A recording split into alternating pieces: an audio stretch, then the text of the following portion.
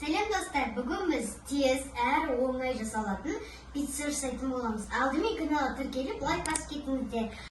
Бізге керек заттар 4 ас қасық қаймақ, 4 ас қасық майонез, 2 жұмыртқа және жарты қасық тұз және разветитель тесто керек болады.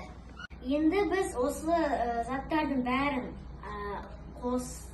қосып, араластырып, пиццаның тестасын жасайтын боламыз.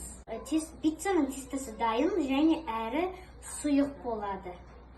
Енді біз тестамызды духовканың ыдысына пиццаның формасында етіп құямыз.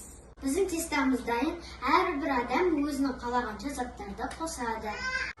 Біз дайын болған тестамызға колбаса және кетчуп және қызанақ қойып шықтық. Енді біз пиццамыздың бетіне сырды себеміз. Біз духовкаға саламыз. Пиццамызды 190 градусқа 20 минутқа саламыз.